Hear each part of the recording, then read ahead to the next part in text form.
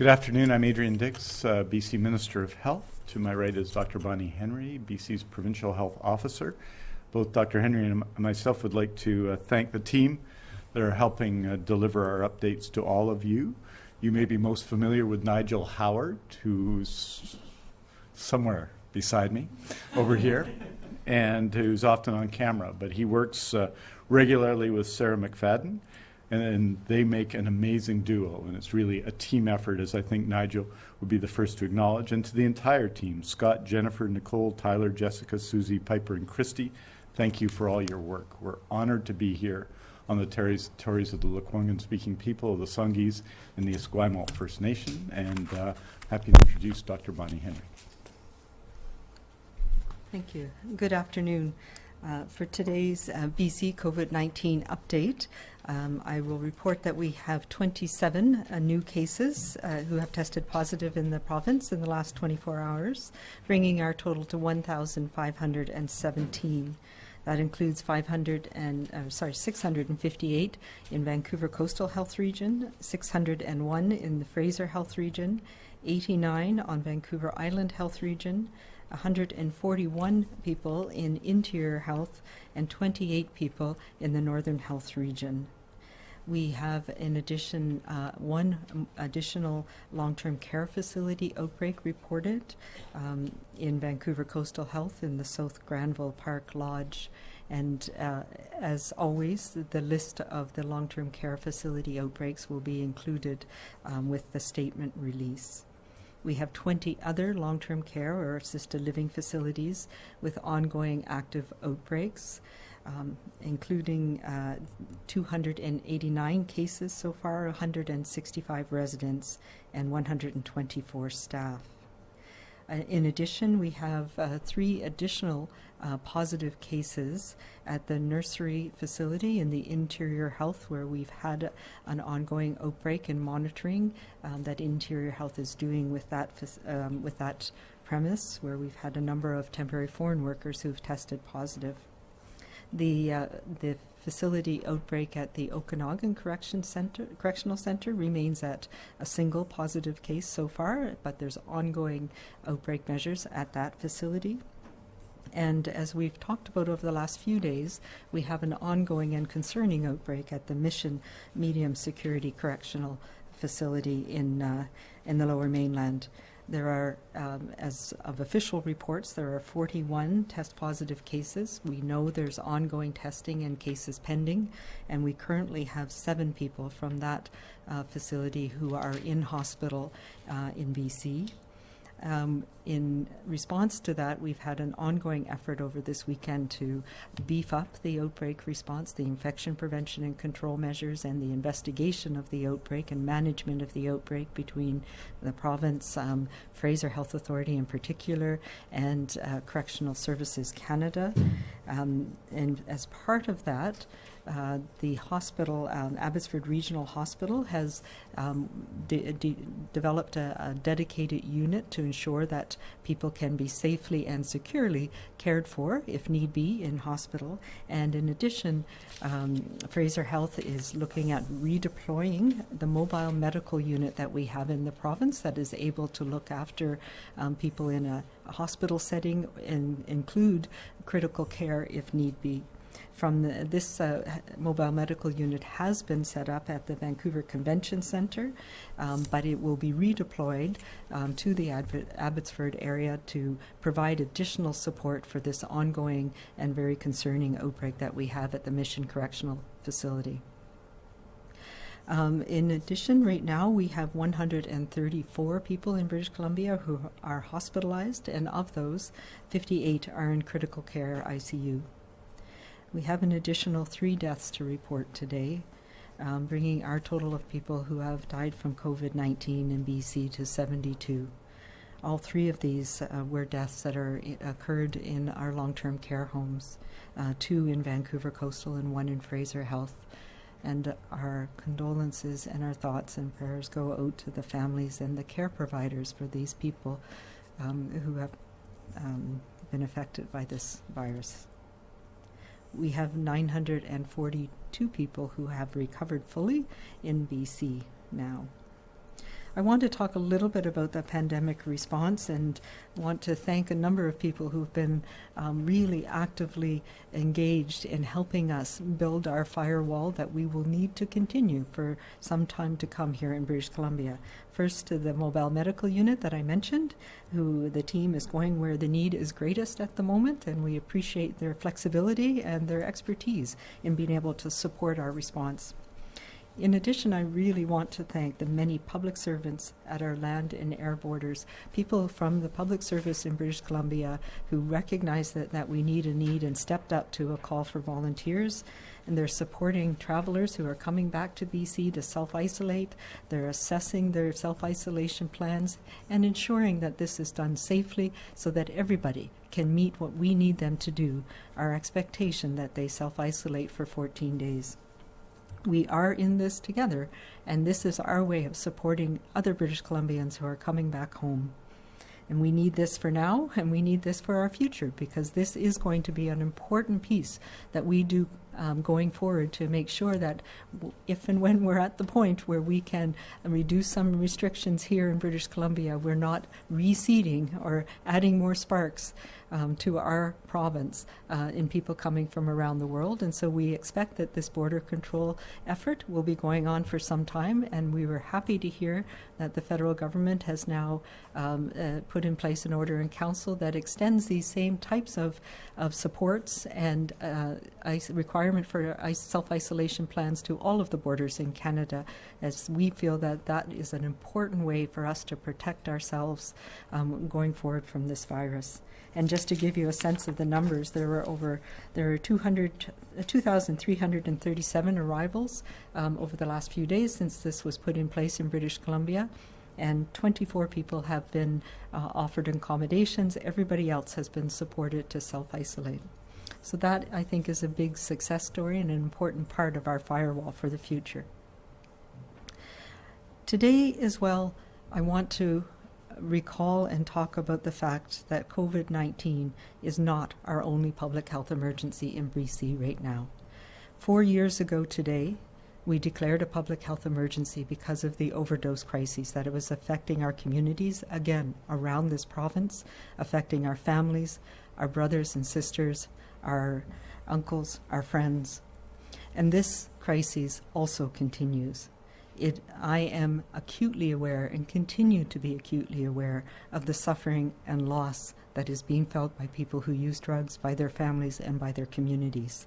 Many have lost loved ones, and particularly the challenge of that people have around stigma and around the concern about accessing help and getting the help that they need. I want you to know that you are not alone, that we are not slowing down our response or taking our focus off the importance of being able to support people who use drugs and their families and our communities. We're not letting this crisis overtake the importance of our response to our overdose crises here and the work that we need to do to continue to support people who use drugs. We have teams that have come together to address these two emergencies and dedicated to providing support to people who are at risk of both of these crises. We are working diligently. There have been a number of movements already, and you've heard from Minister Darcy around this, around emergency housing options, and we are continuing to work on making sure that people who need those housing options are able to access them in the coming days. So people who are experiencing homelessness and other issues, mental health crises, along with their concerns around substance use, are able to get the support they need to effectively isolate, but also to care for their needs, their access to overdose prevention sites, the appropriate access to supervised consumption services, and some of these have had to be modified and changed, and that is a challenging thing. We've also increased and expanded our ability to provide people with pharmaceutical alternatives to what we know is an incredibly and increasingly toxic street drug supply. We also know that many of the more vulnerable people in this community are challenged now for even accessing the basics such as food. And there are many things that we're putting in place to support you and to continue to support you through these two crises. We want all of those who are living with substance use and addiction and other major health issues to know that you are not forgotten, and we are continuing to make sure that we have those safety nets in place for you. What you are doing today and what all of us in BC are doing is making a difference, and it matters. And there have been incredible sacrifices, and we are very much aware of that. But your efforts and the efforts of everybody in British Columbia to keep our communities and our families safe and to contribute has made a difference in our collective well-being. So as these crises continue, I want to remind people to take care of yourself and to take care of those around you. Everyone, we all have a stake in this, and we need to continue to look after ourselves and to look after our communities, and to remind you to be kind to each other in doing this, to be calm and to stay safe.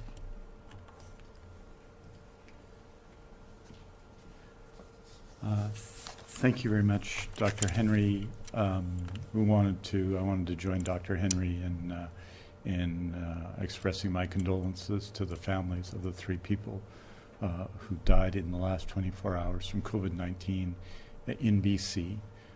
All 3 are in either long-term care, in the long-term care assisted living sector, and living there.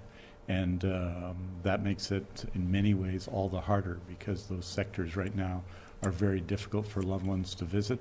And it makes, I think, the grief that many people are experiencing right now with people who've passed away, and that's in long-term care homes or assisted living homes, even worse, because the personal contact, the final moments sometimes aren't there. And I want you, and I know this is certainly Dr. Henry's view, but everyone's view who's working on the COVID-19 question, to know that we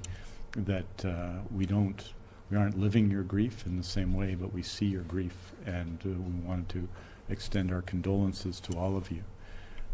As Dr. Henry said, there are 134 people hospitalized with COVID-19 in BC today.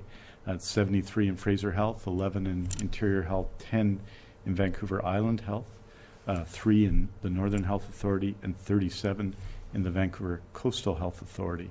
And when we look at our acute care sector, that's 4,703 beds that are currently empty, and that represents means an occupancy rate of 58.1% across the system, and 45.7% in critical care beds in BC, and ICU beds and other critical care beds. So that is the situation in the province.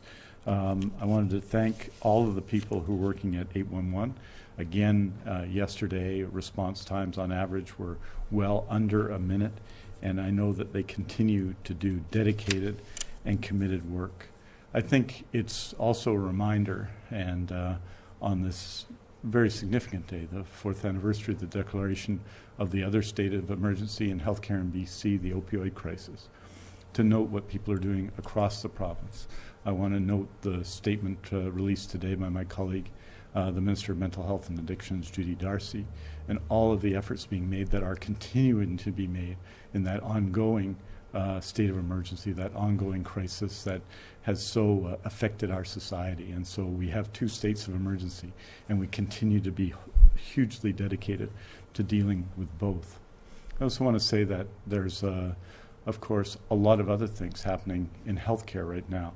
And we've talked about surgeries, and I can say, and surgery cancellations and the decision to cancel elective surgeries. And to date, I can report that 13,938 surgeries have been canceled, and that is obviously a very significant thing. But what's also true is that there continue to be surgeries in British Columbia for people in emergency circumstances. For example, people who might break their leg, it will be set in emergency surgery, and other surgeries that may be elective in the sense that they're scheduled surgeries that are going on. I just wanted to note that in the same period I described, so 13,938 canceled in that period, 8,221 surgeries have been completed in that time, and a little more than half of them are scheduled urgent surgeries that required action right away. That's about 4,500, and the remainder were unscheduled or emergency surgeries for various reasons. But what it tells you is that people are continuing to work in other aspects of the healthcare system. One of those areas and one of the groups of people who struggle most, who we feel are people who are dealing with or who have family members dealing with ALS. And just wanted to note, for example, that we are contributing, and we're announcing or letting people know that this has happened a little while ago, that we provided $1 million to the ALS Society of BC to develop an ALS Centre of Excellence in Vancouver to help not only serve patients but in Vancouver, but also province-wide through mobile clinics. And it's an indication of the enormous pressure in some respects in healthcare right now, where people continue, because people who are living with ALS are, well, they may be unaffected, and hopefully are unaffected by the COVID-19 crisis, are dealing with a debilitating medical condition. And they continue to require our support, and we're continuing to work on all of those issues, from the other state of emergency around opioid to many, many other issues affecting healthcare. I wanted to just say finally that what these cancellations of surgery, I think, remind us of is the need to be committed ourselves, to continue to be 100% all in on all of the measures that Dr. Henry has put forward over the last number of months, because there are people who are sacrificing a great deal, who did not maybe even choose to sacrifice, but are sacrificing now. And that requires of those of us who maybe are sacrificing less than that, an absolute commitment. People are struggling in every way, from economically to medically, with these circumstances.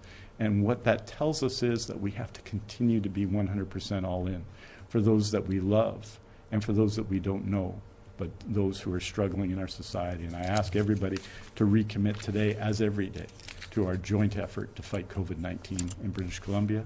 Je vais dire quelques mots en français, et puis on va prendre vos questions. Et je veux dire que nous annonçons 27 nouveaux cas pour un total de 1517 cas en Colombie-Britannique.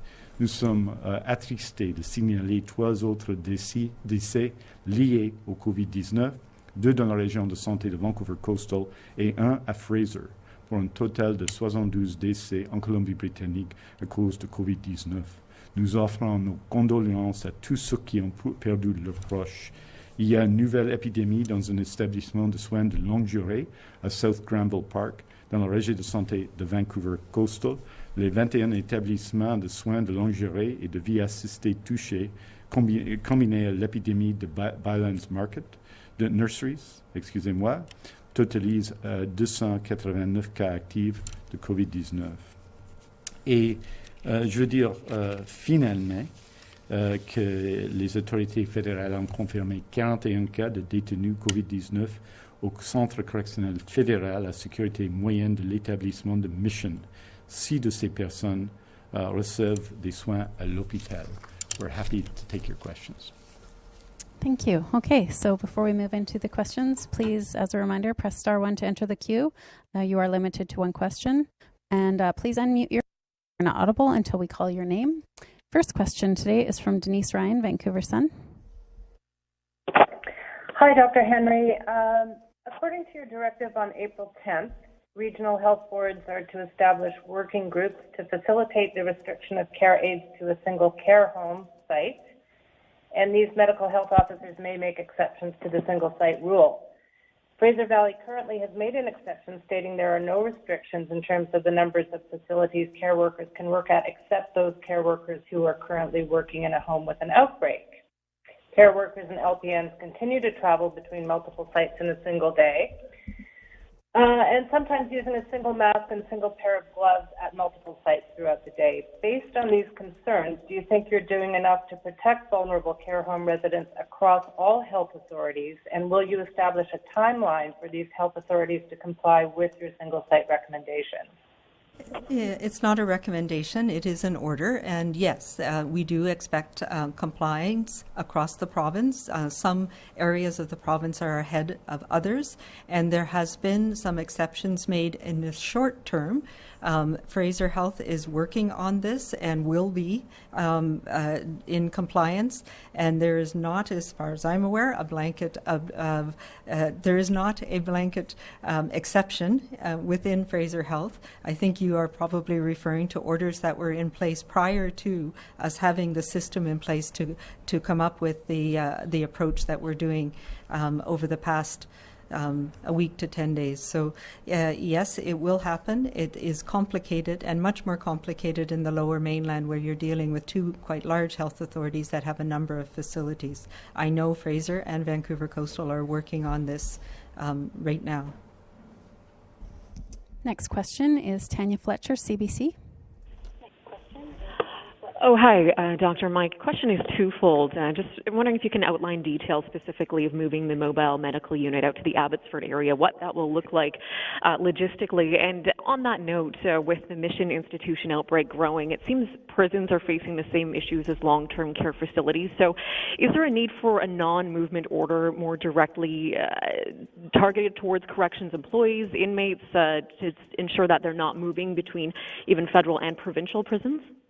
Yeah, so there is not, as far as I'm aware, a movement between federal and provincial correctional facilities. We do have outbreak protocols in place at both. Clearly, the provincial ones we're much more closely connected to, but the Correctional Services Canada does have protocols that they have put in place over the past several months. And yes, it's a challenge, as we talked about yesterday. Once an outbreak starts in a closed facility, it's a very difficult thing to get ahead of it, particularly when people are living in close quarters like they are at Mission, for example. So we are working very closely with them on this, and that includes enhanced testing, making sure that the protocols are in place to recognize people and enhance infection prevention and control. Logistically, it's a matter of packing the mobile medical unit. It is designed exactly that way. This was a unit that we brought into British Columbia prior to the 2010 Olympics, and was used as part of a contingency staging up at Whistler at Function Junction to support the Olympics, and was an incredibly versatile tool. It's been used since then in several occasions where to be a backup essentially to an emergency department in a hospital. We've used it through some of the crises that we've had around flooding and forest fires. So they are quite adept at moving it, and there's a cadre of physicians and nurses who work with the mobile medical unit who know how to reconfigure it effectively and have the protocols in place to be able to care for people. It's kind of an amazing thing, and it's a great asset that we have here in the province. So I'm really thankful that they're able to set it up, and they have been asking from the very beginning, and it is a resource that now is under the Provincial Health Services Authority, and they've been looking for where and how we could best support the COVID-19 response using the mobile medical unit. I will also mention that it was deployed to the downtown east side 4 years ago when we started seeing the dramatic increase in overdoses and deaths in that community. So it is a great asset that we have, and I'm really pleased that it's going to be able to support our response to, as you say, this very challenging outbreak at the correctional facility. Next question is from Moira Witten from the Tyee. Go ahead.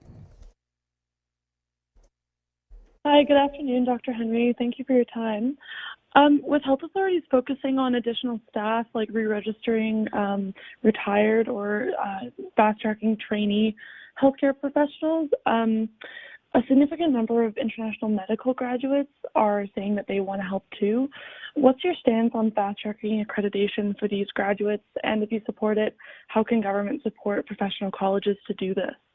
Yeah, so I've talked about the international medical grads before. I think there's important roles that they can play. I think the challenge that we have, and where the colleges have a very important role, is making sure that people who are responding, whether it's recently retired people, whether it is international medical graduates, are not practicing beyond their skill set and their scope of practice. So that is where the college comes in.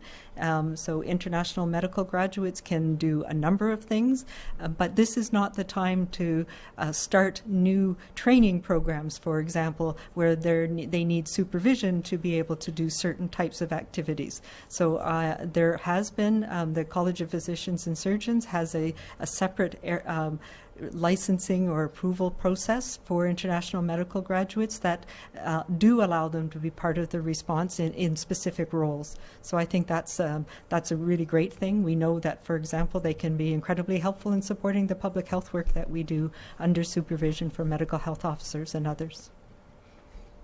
Next, we have Cindy Harnett, Times columnist. Go ahead, Cindy.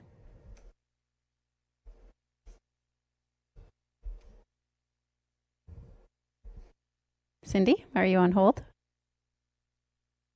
Okay, moving on. Keith Baldry, Global News. Hi, Dr. Henry. Thanks for taking my question.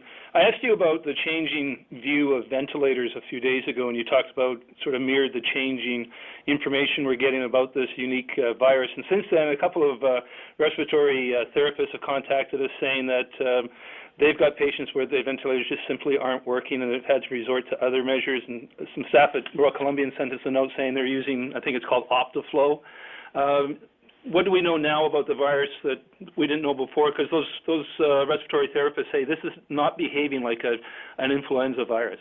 Yeah, I think that's something that we've been saying from the beginning. This is not influenza, and it does cause a different type of inflammation to the body in many ways. And so this is not surprising to me. And as I mentioned, we have a group of critical care specialists, including our respiratory therapists and others who are involved in looking at the data from around the world. So we do know that a certain proportion of people will not respond well to a ventilator. There's also people that will respond to high flow oxygen, like you've mentioned. And we know there are some people who don't respond at all, and there have been use of extracorporeal membrane oxygenation, or ECMO, as well. So it depends on the individual. I don't think there's anything new about that. I know that they continue to evaluate information from around the world as we get more and more information around this, and it depends on the individual's clinical response.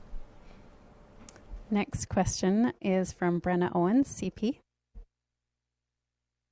Hi there. I'm just wondering, Dr. Henry, if you could elaborate a little bit on the rapid testing, BC's own version of this technology coming out of the Ottawa company to rural areas where the turnaround time might be an issue. So kind of the timing of that rollout and what it will entail. Yeah, so there's a whole bunch of tests that are in the works, and the vast majority of them are similar to the Spartan tests from Ottawa, our nucleic acid amplification tests, or NAT tests as we call them. And so it picks up pieces of the RNA, the genomic sequence from the virus, from a swab that you either do through the throat or through the nose. And that is the test that the BC CDC developed initially. But the tests that are done at the BC CDC need to be done in a lab, and that's why it took us some time to roll out those tests. And we now do it we have 7 other accredited labs around the province, including Life Labs. So that has been helpful in terms of Life Labs having the transportation network and the laboratory network closer to the north and some of the more remote communities. But we have also been looking at other NAT tests, including ones that run on a platform called Gene Expert, and we happen to have those Gene Experts in BC. Not all provinces use that platform for other testing. So because we have it available and we have the tests available for that is our first step in deployment to some of the areas, particularly in the interior and the north, where transportation of specimens and turnaround time has been a challenge. We haven't written off by any means the Spartan test, and it's nice because it's all self-contained, but it is a very similar type of test. So if and when it becomes available to us, we're looking at where it would be deployed as well in our province to supplement the testing that is ongoing now. But my understanding is they wouldn't be available to us till sometime a few months from now anyway. So it is absolutely part of our our whole plan of looking at how we can scale up testing, but we're currently focused on the ones that we have in province at the moment. Ashley Legasic, CFJC. Hi, Dr. Henry. Thanks so much for taking my question. Yesterday, you used BC Ferry's data to support the argument that most people stayed home over Easter weekend, but residents in the Shuswap tell us their community was bumper to bumper with tourists last weekend, many of whom had Alberta license plates. Will it be up to individual communities to prevent these influxes like the village of Tofino has done with their roadblock? I think if you talk to the village of Tofino, they don't actually have a roadblock, and they will say that most people who are there have a legitimate reason. I think there's a lot more concern, and we need to be thoughtful about people and not just assume because you see a license plate or you see somebody you don't recognize that they don't have a valid reason for doing what they're doing. There's no benefit, and we've seen that around the world, from trying to block people from coming into an area. It's not going to prevent the transmission of this virus necessarily. Having said that, what we want is everybody to lay low and stay home. But you do need essential services. We do know there are people that, for example, we know there's a bunch of students this past weekend who finished their university and are returning home. There are legitimate reasons why people may need to check up on family and friends. So I would just say, be patient. Don't assume that people don't have a legitimate reason to be somewhere. I don't know if you want to talk to that as well. Just to say that I think what's happening in BC is that overwhelmingly, and we see this, overwhelmingly people have heard the message from Dr. Henry, and they're following both the orders and the advice that have been provided. And like everything else, when that happens, when people don't do it, it amplifies its significance because everyone's doing it and many people are sacrificing to do it. So I think we just have to continue to be aware of this. There was a feeling, I know, in some places that was much stronger than the data from BC Ferries supported on the coast during the Easter weekend, where we saw on the main route a 92% decline over the previous Easter weekend in travel. And the fact that I absolutely agree that people in the Shuswap would have seen Alberta plates, but it's very hard to be comparative about these things. Both myself and the Alberta Health Minister, Tyler Shandro, spoke last week, and we continue to speak with one voice about people from BC not traveling unnecessarily to Alberta and people from Alberta not traveling unnecessarily to BC. But I do think that sometimes we've got to make sure that we're following the evidence, and that's what I think the direction Dr. Henry has led all of us in, to follow the evidence and to follow her advice. And so that's what we're trying to do. And as well, though, to be kind, to understand that we sometimes don't know other people's circumstances. And we have to be, in these times, I think, extra vigilant about being generous in times that are difficult for everybody. Next question is from Victoria Chang, Ming Pao. Go ahead, Victoria. Hi, Dr. Henry. In French, they use the hydroxychloroquine. Sorry about that for my spelling. And then, but out of the 54 people, four patients has died. So I wonder if in our province, if some of the experiments like that has been ongoing, or what is your opinion by using those experimental drug? What is the danger that we should be watchful for? Yeah, so we've talked about hydroxychloroquine. There are other drugs as well that are being trialed in clinical trials around the world. All of them, none of them have proven yet to make a difference in terms of curing or helping people who have COVID-19 or preventing infection. So there is experiments, randomized controlled trials are what we need to help understand if somebody just got better on their own despite the drug or if the drug made a difference. So those are ongoing. There's a big international trial called Solidarity that Canada is participating and BC is participating in to help us understand which drugs work best for which people. There's some people for whom it may not work. There's some people that other drugs may work. And I think we need to be very careful with hydroxychloroquine as well, because even though it's been around for a long time, there are people who are dependent on it for their ongoing health, including people with rheumatoid arthritis and lupus. And it's a very important treatment for them. So right now, there's still what we call equipoise. We don't know if it is of benefit or not. And so those studies are ongoing, and as soon as we have a definitive answer, we will, of course, adopt that as best we can for people here in British Columbia. David Molko, CTV.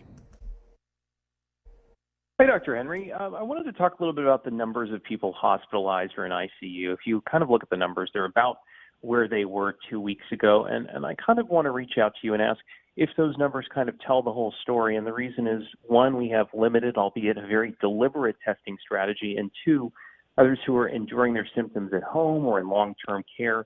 So my question to you is, do the hospitalization numbers reflect the big picture? And can you also talk a little bit about where we might be in terms of true cases? Yeah, so stay tuned for Friday. I'll be presenting exactly that in some detail. Yes, I do believe the hospitalization is a much more stable number that tells us how many people are in that more severe group, and it is representative of how many people may be infected in the population. So we do use that to project a little bit, and we talked about that when I presented the modeling a while ago. And I will be updating that. It is a more stable number because people, even if we didn't know that somebody had COVID-19, if they have a severe enough illness that requires them to seek medical attention and be hospitalized, we will be able to detect and find them. So it is a good representative number of what's happening with our pandemic, with our outbreak in BC. So it is something we're monitoring carefully, and ICU is also a much more stable number, although that started a little bit later, so we don't have as many data points, if you will.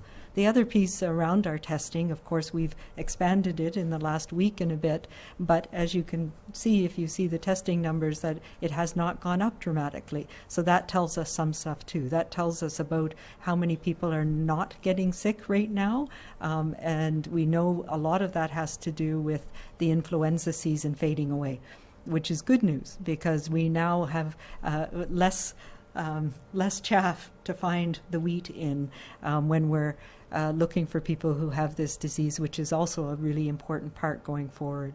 So right now we know that the things that we're doing and everybody is doing across British Columbia around social distancing, around cleaning our hands regularly, covering our cough, staying home and staying away from others when we're the least bit sick, these are making a difference, and that's reflected in the numbers we're seeing. Marcella Bernardo, News 1130.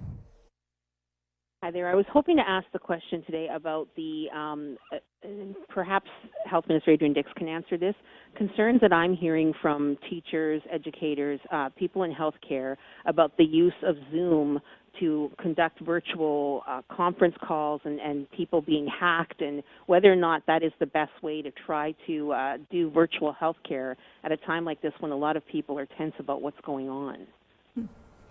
I don't know the answer to that. I know there has been some concerns expressed to us from some religious leaders about what's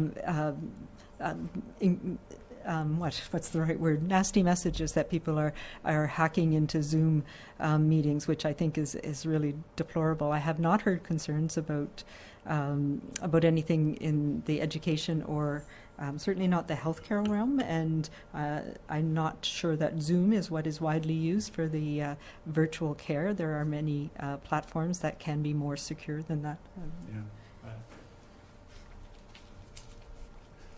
I think, Marcella, there's more virtual healthcare going on right now than we've ever seen in the history of British Columbia, and I don't believe that's the platform that it's being carried out on. And there's many platforms that are working very well with family practice doctors and patients. And the whole idea, I think, of the Zoom as we envision anyway, with many people participating, is not the idea of primary care medicine, which is to have private exchange and provide private advice. But I think a reasonable person would say that we're using more virtual care than we ever have before by a factor of several times, and that this is going to have important long-term implications because for many people it's succeeding.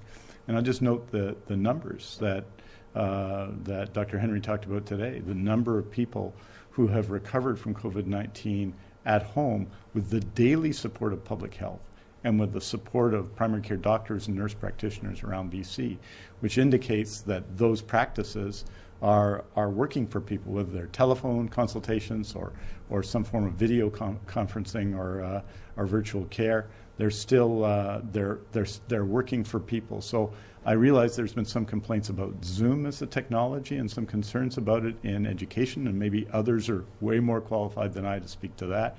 But in terms of virtual care, I think we're seeing some success, and I think we're going to take the learnings of the success forward, hopefully after we've got through dealing with this pandemic. Emily Lazatin, CKNW. Hi, Minister Dr. Henry. This one might be for both of you. The number of empty beds reported right now is more than 4,000, and there are thousands of BC families worried about an outbreak at a senior's home where their loved ones might be. And yesterday, Dr. Henry, I believe that you said that most of the cases in the Vancouver coastal health region were in long-term care homes, but most were staying in residence and not in hospital. So if seniors do get sick, are they immediately sent to hospital and put on a respirator if needed or as needed, given that there is room right now? And the reason why I'm asking this is because there was a story out of Ontario that Global News did that health officials sent a document to long-term care homes saying that seniors in nursing homes should be kept comfortable if they contract the virus instead of being sent to hospital. Yeah, so currently our practice is to confer with the family and with the senior themselves about their expectations around care, and these are challenging, of course, challenging discussions. So they are offered hospitalization and the full spectrum of care if they want. I think this is it's a challenging conversation that many families are having right now about advanced directives, about understanding what their loved one wants should they become ill in this challenging situation. So for the most part, people are not being transferred to hospital, although in some cases they certainly have, and they are offered all of the aspects of care that they desire at this point. We do have, and I think I've talked about this before, we do have an ethical framework that we've developed, which is posted online, and part of that is the ethical framework worked out for how we would allocate ventilators should it become necessary to have a process for allocation of scarce resources. And the underpinning of all of these really challenging and difficult decisions is about that all lives are created and seen as equal. And that's where we're starting with all of our ethical frameworks, including for ventilator allocation. But then there is some criteria that are objective criteria about people's ability to recover and other things that underpin how we would do that should we be in that position. And we are not in that position. We have not had to invoke the measures that we would consider around allocation of scarce resources at this point. And we're still in the final version of, there were some added additions being made to the ventilator allocation framework, the ethical framework underpinning that, and I do hope to have that published or put up publicly as well in the coming days. So we have time for one more question today. For any reporters that didn't get to ask a question, there will be a statement released later this afternoon with all the details covered off. For recommendations on protecting families and communities from COVID-19, visit bccdc.ca. For non-medical questions about the province's COVID-19 response, visit gov.bc.ca/COVID-19. And for a full listing of the Provincial Health Officer's orders, visit gov.bc.ca/PHO guidance.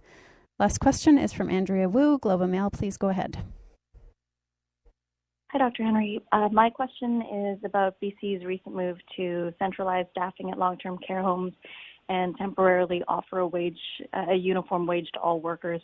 I'm wondering which workers this applies to and how those payments work. For example, are contractors advised the new wage that they must pay and then they're reimbursed by the ministry? Does the ministry pay the workers directly, or is it some other method? I will leave that detail to Minister Dix.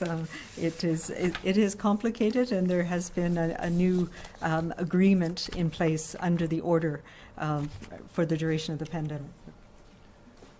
And what we might do, Andrea, is just provide you with some of that information. But there is this has been worked out with obviously the players in the area, including unions and many of the care homes themselves. It's been worked out, but there is an agreement as to how this would take place, and it's to ensure that workers are kept whole in the circumstance, because we don't want that to be the primary decision-making point as to which facility is chosen and which is supported. We need to support care in all of them, but it's part of a basic agreement. We'll be able to provide you with some information about that.